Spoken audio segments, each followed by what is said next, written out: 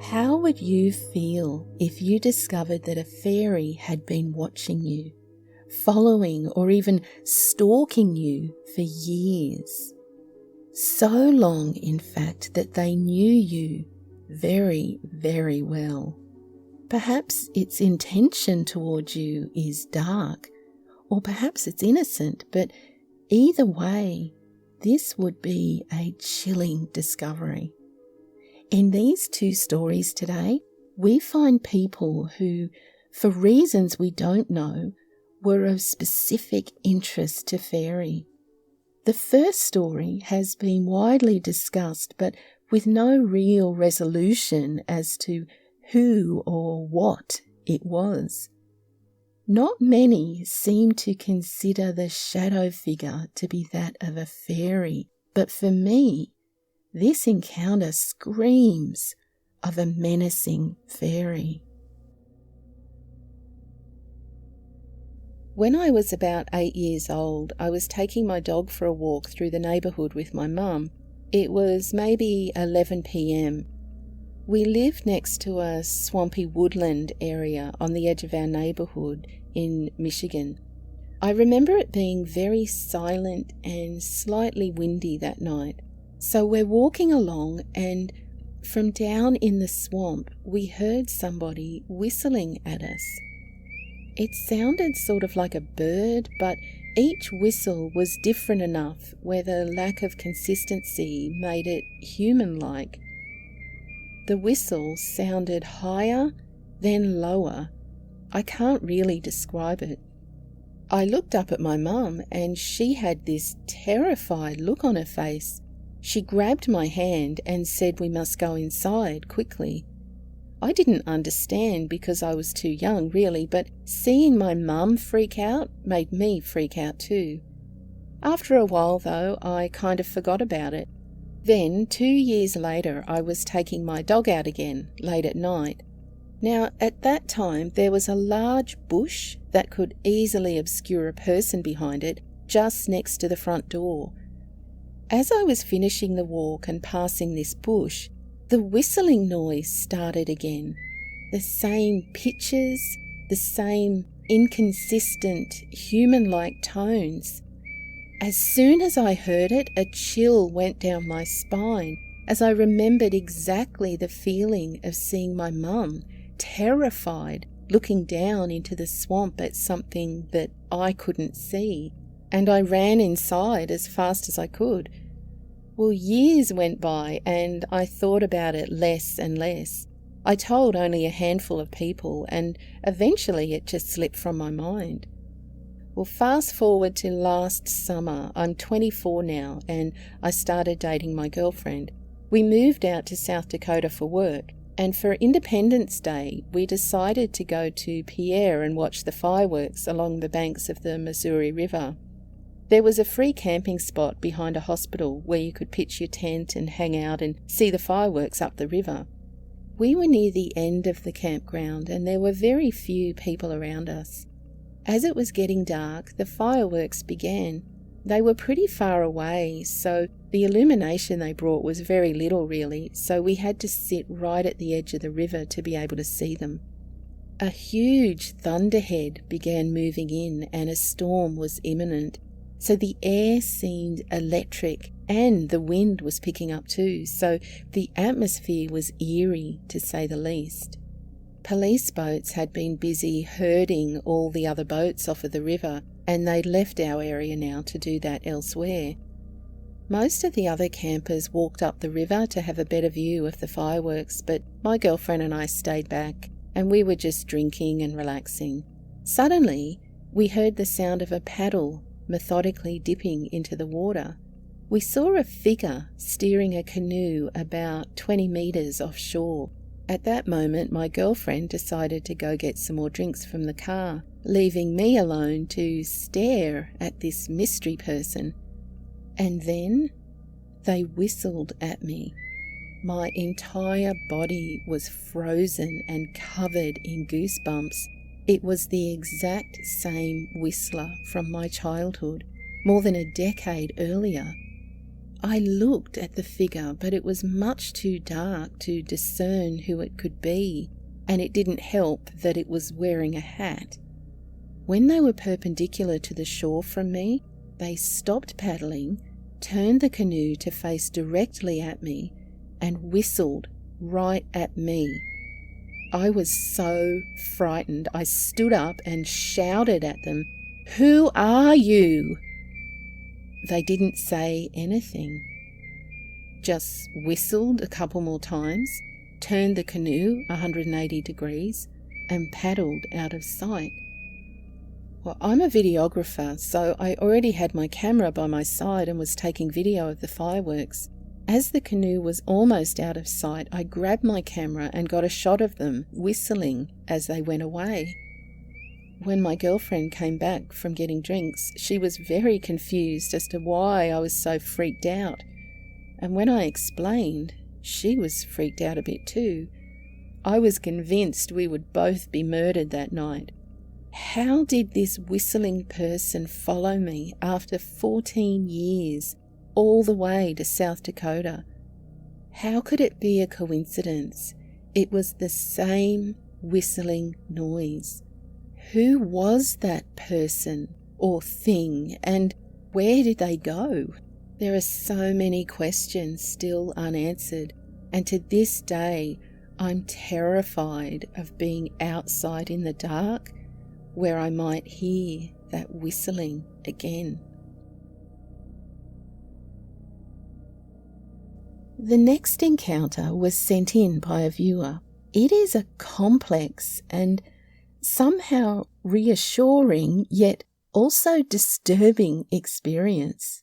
I always find the loss of time during fairy interactions to be somewhat worrying. I'd love to know what you think. My husband and brother's family and I ranch in remote wilderness. It was during the downturn of the economy that I began range riding for extra money, and as my husband was ill, my brother took on the duties of the ranch. Well, range riding is watching over cattle in the mountains on horseback with dogs. It's a silent and sometimes dangerous job, but full of great beauty. I've worked in wilderness and with wild animals all my life and feel quite comfortable in the mountains. But in truth, I am getting a bit old to be doing this work.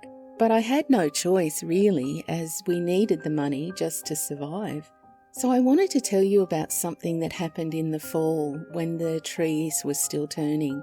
I drove my rig to one of my day camps and I got my horse out and let my dogs out and I began to saddle up for the day.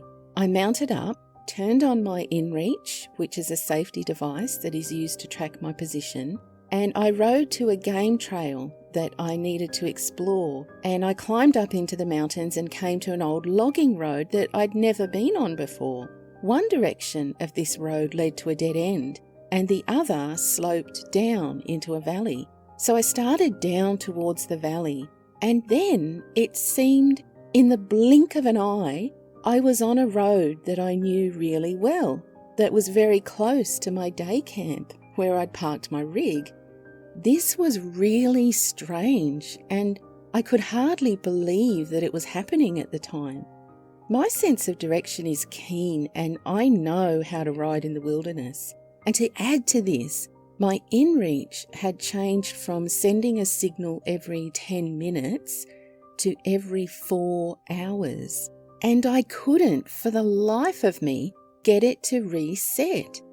But then, when I left that particular area, it changed back to sending a signal every 10 minutes, just as it was programmed to do. Anyway, I carried on with my day of work, confused, but otherwise fine.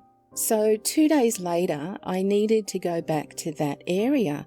Again, I parked my rig, got out, got my horse and dogs, and I turned around to see that there were 2 people standing in the meadow there. They smiled at me and said, "We knew you. We've met you a couple of times." I looked at them closely and I didn't recognize them at all. They were tall and slender, fit looking, with silver grey hair, and it was a man and a woman. I said to them, "Well, hi there," as I didn't want to appear rude and didn't want to say that I didn't recognise them. "What are you doing all the way out here?" I asked. And they replied, "We are camping." I just nodded, and I remember thinking that their camp mustn't be too far because they had nothing with them at the time. Then the woman came up and she petted my horse and then my dogs, and they all liked her, and I prepared to mount up. But to my frustration, my mounting block must have fallen off the rig on the rough drive up the mountain. "Well, heck," I said, "my mounting block must have fallen off my truck. I really need it first thing in the morning too, as I'm getting a bit old and stiff in my joints." They nodded and said, "Yes, older." Then they smiled.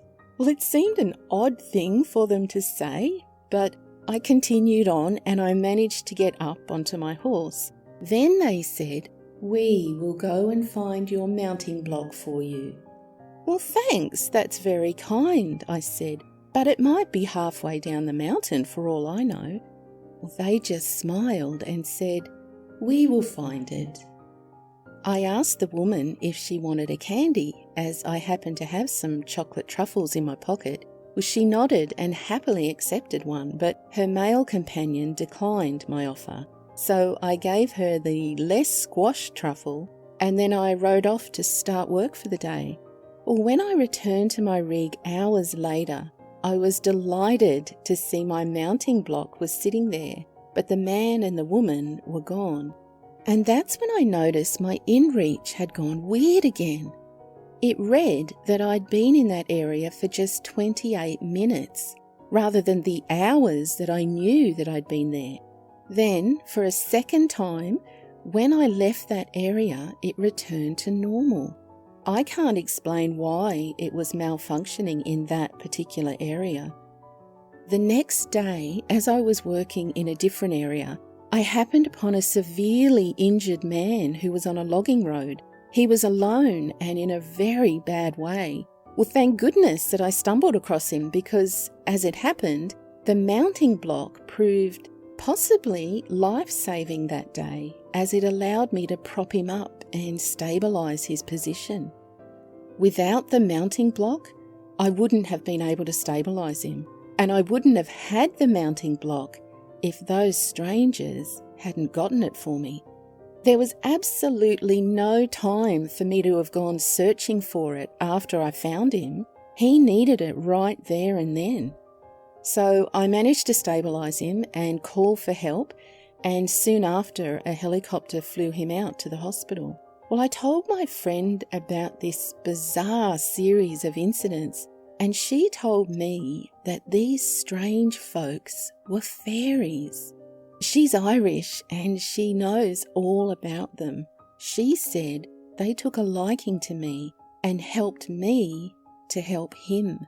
So anyway, a few days later, I went back to that strange spot where I had first met and talked to them.